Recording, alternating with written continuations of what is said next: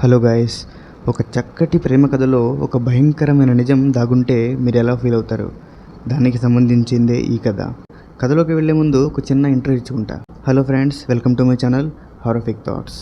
ప్రతి వారం ఖచ్చితంగా ఒక్క కథతో అయినా సరే మేము ముందుకు రావడానికి ట్రై చేస్తూనే ఉంటాను. ఇంకా ఎవరైనా సబ్స్క్రైబ్ చేయని వాళ్ళు ఉంటే ఖచ్చితంగా సబ్స్క్రైబ్ చేసుకోండి. ఇంకా కథలోకి వెళ్తే, రమేష్ అనే ఒక అమాయకమైన కుర్రోడు, ఒక దగ్గరగా 15 ఏళ్ళ కుర్రోడు. అయితే అతను లైఫ్ మొత్తం ఒక విలేజ్లోనే జరుగుతుంది. అతని చదువు, అతని ఫ్రెండ్స్ అందరూ విలేజ్లోనే ఉండేవారు. అయితే సరిగ్గా ఒక 2 ఏళ్ల తర్వాత అతనికి సిటీలో ఒక మంచి కాలేజీలో సీట్ వచ్చింది. అతనికి ఊరిని వదిలి వెళ్ళడానికి మనసు అస్సలు వంపట్లేదు. అయితే వాళ్ళ పేరెంట్స్ అతనిని ఎలాగైనా కన్విన్స్ చేసి అతనిని ఆ కాలేజీలో జాయిన్ చేసి వచ్చారు. అయితే వాళ్ళ పేరెంట్స్ జనరల్గా ఇది ఫార్మింగ్ చేసిన బతుకుతారు, అంటే రైతులు అనమాట. వాళ్ళ అమ్మ వాళ్ళ ఇంటి దగ్గర ఉన్న ఆవుల్ని, గేదెల్ని పెంచుతూ ఉంటుంది. వాళ్ళ నాన్నగారు పొలంలో మంచిగా పనిచేసి పంటను మార్కెట్లో అమ్మి డబ్బులు తీసుకొస్తారు. అలా అలా ఆ కుర్రోడిని ఒక మంచి చదువు చదివించాలి, ఎలాగైనా మంచి భవిష్యత్తు కలిగించాలని చెప్పి ఒక కాలేజీలో జాయిన్ చేస్తారు. అయితే అంతా జాయిన్ చేశారు, అంతా బాగానే ఉంది. రమేష్ తొందరగా అందరితో కలవడు, కానీ ఒక్కసారి కలిస్తే మళ్ళీ వదలడు. అలాంటి రకం అనమాట, అంటే మన రకమే. ఇంకోటి ఏంటంటే, సరిగ్గా అదే కాలేజీలో వాళ్ళ క్లాస్లో ఉంది ఒకే ఒక అమ్మాయి, అది కూడా లిల్లీ. లిల్లీ కూడా విలేజ్ బ్యాక్గ్రౌండ్ నుంచే, సేమ్ తన స్టోరీ కూడా అదే, కానీ కొంచెం డబ్బు గల అమ్మాయి. అప్పుడు వాళ్ళిద్దరికీ ఒక మంచి ఫ్రెండ్షిప్ అనేది ఏర్పడింది. దాని తర్వాత ఆ ఫ్రెండ్షిప్ మరీ కాస్త దగ్గరయ్యి ప్రేమగా మారింది. ప్రతిరోజు కలుసుకోవడం, మాట్లాడుకోవడం, ఇంకా ఎగ్జామ్స్లో ఒకరినొకరు హెల్ప్ చేసుకోవడం, కలిసి భోజనం చేయడం, సినిమాలకు వెళ్ళడం, షికారులు చేయడం, ఇలాంటివి చేసేవాళ్ళు. రమేష్కి అలాంటివన్నీ అసలు తెలియవు. కానీ లిల్లీని అతనికి అలవాటు చేసింది మరియు నేర్పించింది కూడా. లిల్లీ మంచి అమ్మాయినే కాదంటలేదు, కానీ తనతో ఉండే ఫ్రెండ్స్ వీళ్ళందరూ అతనిని కొంచెం ఎక్కిరించేవారు. అంటే లిల్లీని ఇలా అంటుండేవారు, ఏంటంటే ఎందుకే ఈ రమేష్ నీకు సెట్ అవ్వడు, అతని మొహం చూడు, ఇంకా అతని వాలకం చూడు, అతను ఒక విలేజ్ బ్యాక్గ్రౌండ్ నుంచి వచ్చినవాడు, నీకు సెట్ అవ్వడు అని చెప్పి అనేవాళ్ళు. కానీ లిల్లీ అవేమీ పట్టించుకోకుండా మనస్ఫూర్తిగా అతన్ని ప్రేమిస్తూ ఉండేది. కానీ 1 సంవత్సరం గడిచింది, బాగానే ఉంది. కానీ 2వ సంవత్సరంకి వచ్చేసిన తర్వాత మళ్ళీ పిల్లలందరూ కాలేజీకి వచ్చేసారు, చదువుకుంటూ ఉన్నారు, క్లాసులు బాగానే జరుగుతున్నాయి. ఒకరోజు సరిగ్గా రమేష్ ఇంటి నుంచి ఫోన్ వచ్చింది. అదేంటంటే, అరే రమేష్, పెట్టే అంత సర్దుకుని ఇంటికి వచ్చేసాయి, మన ఆర్థిక పరిస్థితి అస్సలు బాగోలేదు, ఇంట్లో రూపాయి లేదు అని చెప్పి తల్లి ఏడుస్తుంది. ఏమైందంటే, అసలు వాళ్ళ ఇంట్లో ఉన్న గేదెలు, ఆవులంతా కొన్ని రోగాలు వచ్చి చనిపోయాయి. ఇంకొకటి, రమేష్ వాళ్ళ ఫాదర్ పండించే పంట అంతా పురుగులు తినేసి పాడైపోయాయి. ఇంకా ఆర్థిక సమస్యలు ఎదుర్కొన్నారు. అసలు ₹1 కూడా లేదు. కాలేజ్ ఫీజు కట్టడానికి కూడా డబ్బులు లేవు.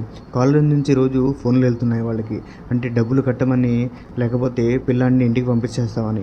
అప్పుడు వాళ్ళ తల్లిదండ్రులు ఏం చేశారంటే, సరే వాళ్ళని పంపించడం ఎందుకు, మనమే పిలుచుకుందామని చెప్పి రమేష్ని ఇంటికి పిలుస్తారు.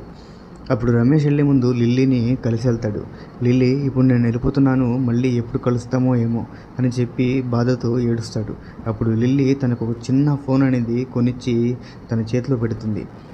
పెట్టిన తర్వాత లిల్లీ ఏమంటుందంటే, ఏం ఫీల్ అవ్వకు రమేష్, నేను నీకున్నాను, ఈ ఫోన్ నీ దగ్గర ఉంచు, మనం ఇద్దరం ఎప్పుడు మాట్లాడుకుంటూ ఉండొచ్చు అని చెప్పి లిల్లీ చెప్తుంది. సరే అని చెప్పి పెట్టి బట్టలు అంతా తీసుకుని రమేష్ వాళ్ళ ఊరికి వెళ్ళిపోతాడు. 2 రోజుల తర్వాత లిల్లీ ఫోన్ చేస్తుంది. అప్పుడు రమేష్ మాట్లాడడం మొదలెడతాడు, డైలీ మెసేజెస్, చాట్స్.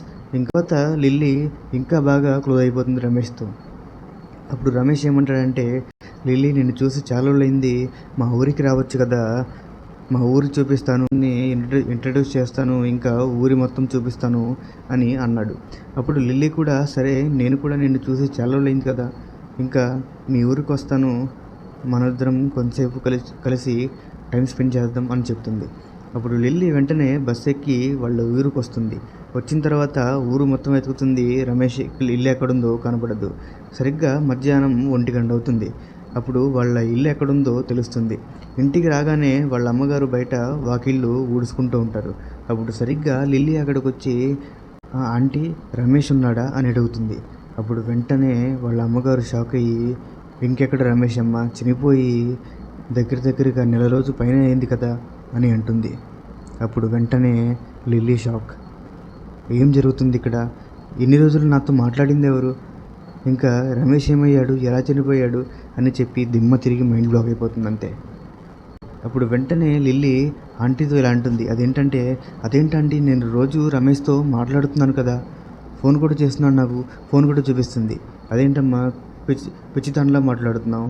చనిపోయి రెండు నెలలు అయింది, కావాలంటే ఈ ఊర్లో ఎవరినైనా అడుగు అని చెప్తారు అని చెప్పి లోపలికి వెళ్ళిపోతుంది. అప్పుడు వెంటనే లిల్లీ ఏడ్చుకుంటూ అక్కడి నుంచి వచ్చేసి బస్సులో తిరిగి వెళ్తూ ఉండగా దగ్గరగా అర్ధరాత్రి అయిపోతుంది.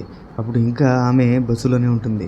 అప్పుడు సడన్గా రమేష్ బస్సు ఎక్కి వస్తున్నట్లు లిల్లీ కనిపిస్తుంది. అప్పుడు రమేష్ లిల్లీ పక్కన కూర్చొని మాట్లాడుతూ ఉంటాడు. ఏంది లిల్లీ, వచ్చినట్లు కనీసం నాకు కూడా చెప్పలేదు, మా ఇంటికి వెళ్ళావంట కదా, మా అమ్మ చెప్పింది అని చెబుతూ ఉంటాడు. లిల్లీకి మైండ్ బ్లాక్ అయిపోతుంటుంది. అసలు ఏం జరుగుతుంది చుట్టుపక్కల?